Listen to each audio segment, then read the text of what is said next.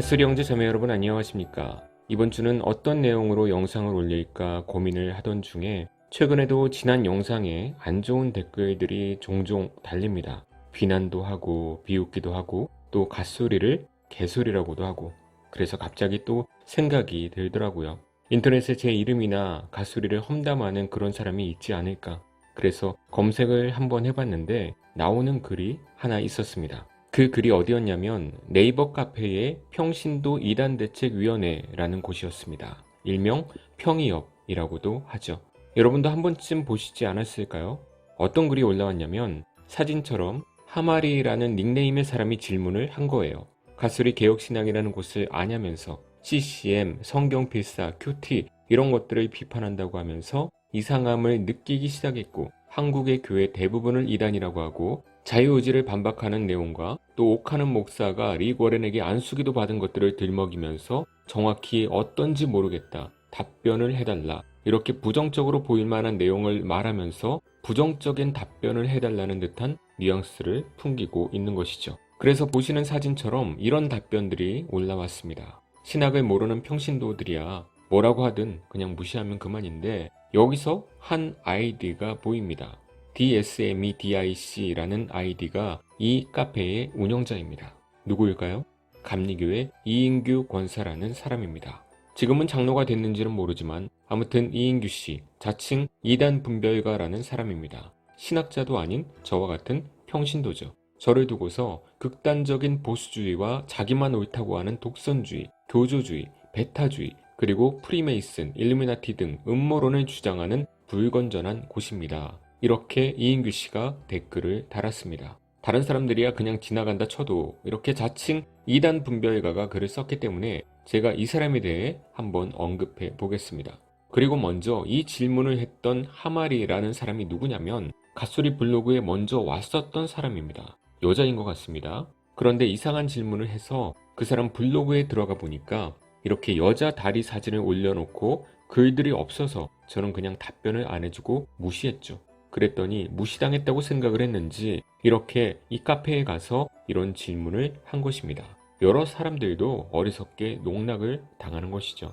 더욱이 제 예전 글들을 올려주셨던 목사님까지 한꺼번에 이상한 사람 취급하려는 분위기를 만들어서 제가 더욱 이런 영상까지 만들게 된 것입니다. 어차피 감리교 카페이고 배울 것도 없는 카페인 것은 알고 있었지만 더 심한 이단들을 경계하는 그런 일들은 하고 있으니까 제가 굳이 그런 곳까지 건들 필요는 없으니 언급은 잘 안 했지만, 이런 기회를 주신 것도 하나님께서 여러분들에게 분별하도록 만들어주시는 계기가 아닐까 생각을 합니다. 먼저 예전에 제가 음모론에 대한 영상을 올렸을 때 보신 분들은 기억하시겠지만 제가 베리칩, 666 이런 것들을 따라가라고 했습니까? 절대 그런 것은 행위구원이기 때문에 접근하면 안 되지만 그러한 비슷한 증거들이 이 시대에 많이 나타나고 있으니까 그런 것들을 경계하면서 연예계나 문화 등에 휩쓸리지 말고 거룩함을 지켜야 한다, 이런 결론을 내렸죠. 이런 것을 대충 보고 음모론을 주장한다 라고 책임있는 이단 분별가 카페 책임자가 쉽게 이런 댓글을 달았습니다. 이런 사람은 예수님한테도 독선주의라고 할 사람이죠. 그러면 과연 이 카페 운영자인 이인규라는 사람은 어떤 사람인가? 제가 설명을 해드리겠습니다. 이인규 권사라는 사람은 감리교 측 사람입니다. 그런데 웃긴 것은 장로교 측에서 모두 이 사람을 이단성이 있다고 이미 규정을 했다는 것이죠. 왜 그럴까요? 이 사람이 어떤 이단적인 주장들을 했었냐면, 첫 번째로 이인규 씨는 오늘날에도 특별 계시가 있다고 주장을 했습니다. 이것은 직통 계시와는 조금 다른 의미인데, 직통 계시는 아니지만 성경 외에 하나님으로부터 오는 특별한 계시가 있다라는 주장이지만 이것도 비성경적인 주장입니다.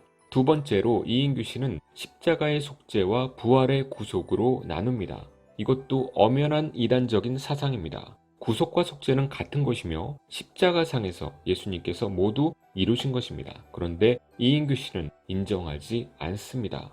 세 번째로 이인규 씨는 하늘 성소가 실제로 존재한다고 믿습니다. 십자가의 죽으심이 불완전하다고 생각하니까 당연히 부활하셔서 하늘 성소에 들어가서 드린 제사가 구속을 완성시킨다라는 주장으로 이어지게 되는 것은 당연합니다. 이것은 이단 사상입니다.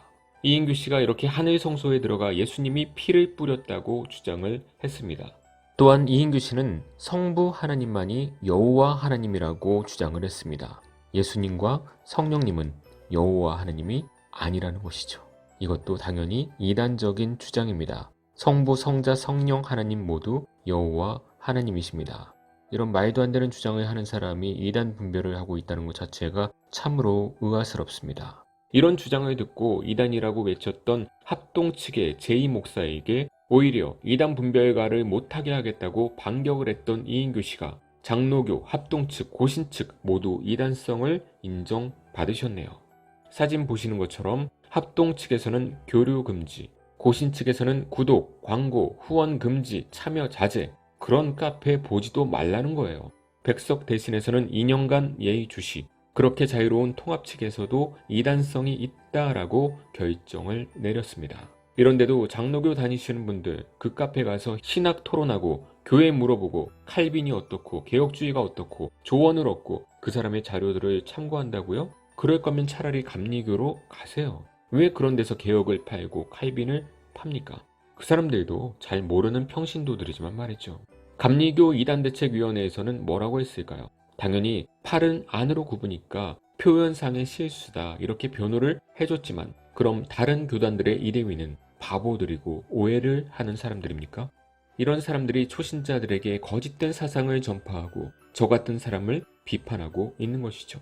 저의 영상을 그 사람도 봤을 거니까 웨슬리주의, 감리교를 비판하는 것도 봤을 거예요. 그래서 속에 앙금이 쌓여 있었겠죠. 그런 차에 저에 대한 질문이 올라왔으니 당연히 속에 있는 말을 함부로 꺼내는 것이죠.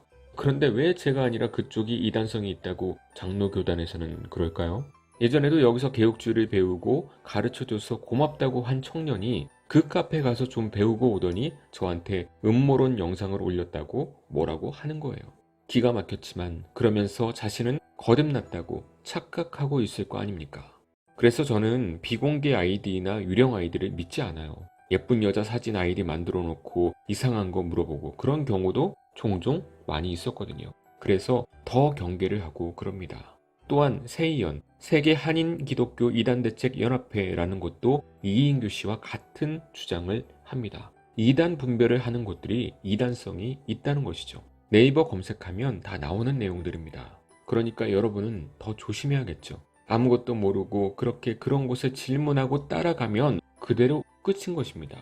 그쪽 가신 분들은 그런 곳에서 질문하는 것이 참 불쌍하긴 하지만 그곳에서 계속 잘 지내시길 바랍니다.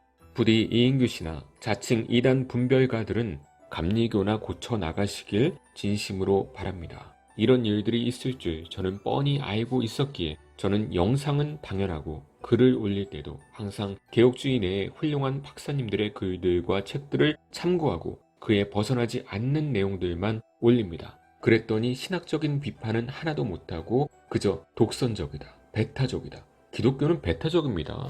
단지 좀 강하게 표현을 하기 때문에 그렇게 느껴질 수 있지만 그 강한 표현이 있어야 저는 사람들의 마음을 자극할 수 있을 거라는 저의 체험이 있기 때문에 그렇게 하는 것입니다.